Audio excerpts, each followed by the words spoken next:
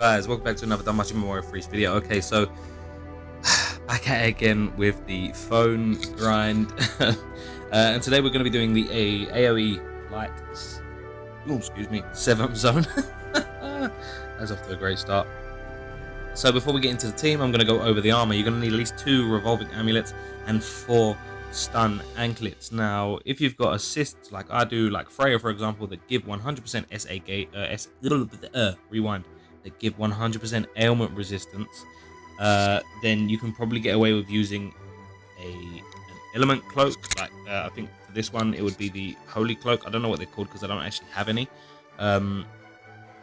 But you know, if you don't, which I'm betting a good few of you don't, you want to stick with the stun anklets. Now we're going to go over the team. So we have Haruhime here for the SA to give everyone the 100% strength and magic buff, extend buffs and heal.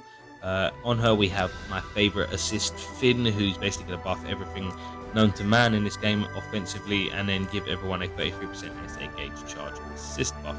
Next to her we have Elmina. Elmina's here because she's got a super AoE modifier on her skill 2, and she has an AoE damage buff, sorry, it's a debuff technically, on her skill 3 to increase AoE damage by 30%. On her we have Take. Take increases strength as well as other things, because I want Elmina to hit as much as possible. Moving over to Otal. Otal's going to hit like a truck, you know, that's why he's here. That's why he's here. That's the only reason he's here at all. Whether it's single target or AoE, Otal's going to be on every dark team.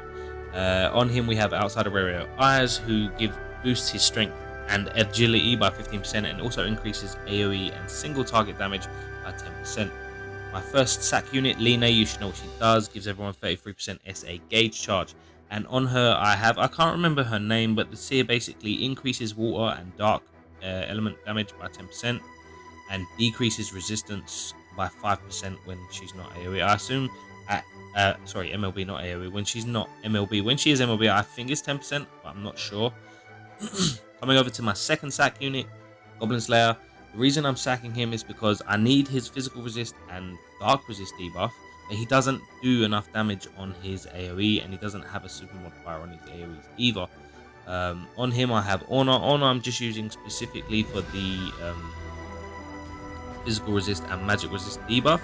And then coming over to my secret weapon is the Goblin Slayer time limited Armid. Now I know most of you, or a lot of you at least, probably won't have her, but the reason I'm using her is on her skill 1 she buffs strength, magic and dark damage, and that's great for Elmina and even herself, because Elmina can't buff her own element damage.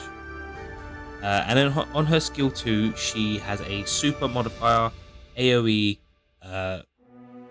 magic attack that removes strength and magic debuffs, and it's fantastic for this 7th zone because they debuff strength and magic. So the plan here is to basically spam her skill 2 to remove all the debuffs, to make sure that Elmina and Otal are hitting as hard as they can, as often as they can. On her I've got Freya, because Freya's the only assist I currently have that gives the most the highest buff to magic.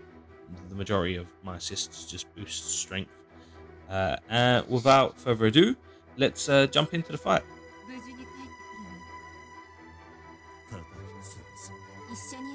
I might have to turn the game down. The game sounds might be too loud, so yeah, let's just turn them down a smidge. We're gonna turn down. There we go. We'll leave it like that. It's not that I don't enjoy the game sounds, it's just I don't want them overbearing my voice, and it's all recorded on one audio track, you see. So this is not OBS here, people. This is not OBS at all. Anyway, so turn 1 we're going to Arcanate to lower the damage. We're going to come straight over to skill 3 to increase AoE damage. Otal's going to buff himself. We're going to get off the SA gauge buff and see what's what and how that goes. Oh, that's a nice comfortable level or volume for my ears at least. I mean, having AoE in the first couple turns is pretty cool, because usually these AoE 7th zones are designed to counter healers, because they have those single target attacks in there. Excuse me. Skill 1, we're going to lower the physical resist and dark resist, and we're going to switch to damage with Elmina and Otal. and switch to healing and buff extension with Haruhime.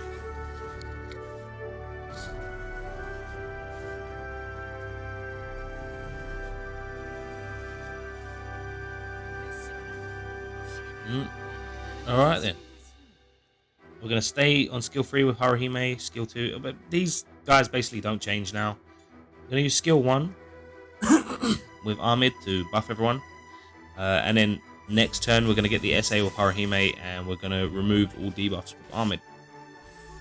And that's when the real fun starts.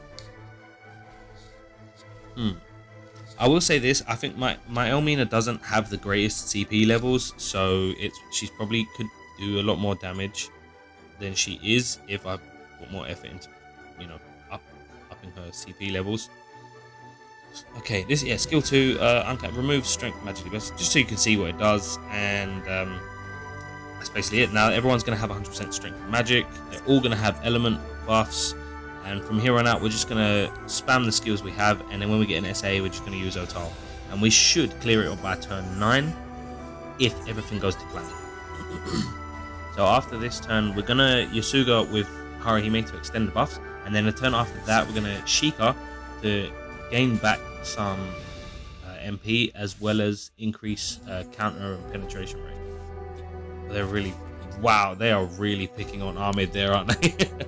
That is one thing you have to watch out for. Obviously, you can get just like poor RNG and they just pick on one unit. So if you don't have like an MLB unit stacked there, it kind of might bite you in the butt, because if they did that to like a lower level unit, that may have been the end there for them. I don't think they have any. No, they don't have any debuffs on them right now, but just in case. There we go. Right. I mean, we have enough counters anyway.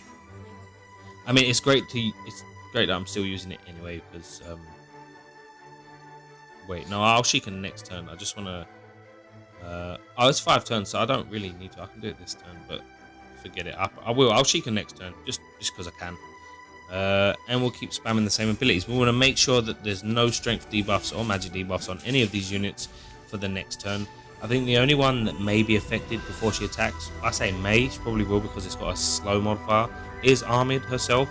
So she won't get to attack before they debuff her, if they debuff her. If that makes sense. I think I've rambled a little bit there. So basically what I'm trying to say is, if they debuff Ahmed, she'll be stuck with that debuff anyway because she's going to attack last. So they'll debuff her before she gets the attack buff. But I don't know if it counts, like if it removes before it calculates damage, or whether the damage is calculated after the debuff's removed, because it seems the animation sort of happens at the same time. Let me skill 2 here. Up everyone's counter and pen rate. I mean, Elmina's hitting 200k AoEs are like near, well, just shy or just around 200k, and that's pretty decent. I mean, obviously there are others that can hit harder, for sure, but I'm not gonna knock it. I think she probably does do more damage than Goblin Slayer. I'm going to try it the other way around and see if I actually hit harder with Goblin Slayer anyway. It's just for this video, I'm going to stick with Elmina. So I still have to do Earth Zone, well, Thunder Zone, sorry, as well. And we're on turn 8. I've got an SA next turn. Hopefully we should finish it. They don't have too much health left. I'm actually going to check. Alright, cool. I don't actually think that the debuffs are still applied when she hits 85%. I was looking for help. 800 or 47k. You know, Otal might actually. Otal might actually. Sorry, there. I think Otal might actually finish this anyway. I sort of got distracted by something there. Sorry about that. Yeah, we should end it here, to be fair, because he's going to hit really hefty. I don't think he's going to hit like over 800k, but we'll see. Can only hope, I guess. Okay, no, he did hit over 800k. Oh yeah, it's done. That's it. Yeah, turn 9. Nice clean finish. Ahmed for the win there. Wow. Let's check the score and hopefully maybe beat my score. 18.82 million. I did indeed beat my score. I'm so close to 19 million. I think it's just a case of RNG now as to whether I can score higher. Anyway, guys, please, I know most of you probably won't be able to replicate my team exactly, but emulate. Emulation is the key. Emulate it as closely as possible, and it'll probably carry you further. It's not about getting the same score as me. It's about trying to get that 15 million at least, just so you can get all of the rewards you can. Anyway, if you did enjoy the video, make sure to drop a like. It will mean the world to me. Subscribe if you're not. Follow me in any of the social media links in, well, I guess, other video descriptions, because I'm not doing it this time. And as always, guys, I'll catch you later.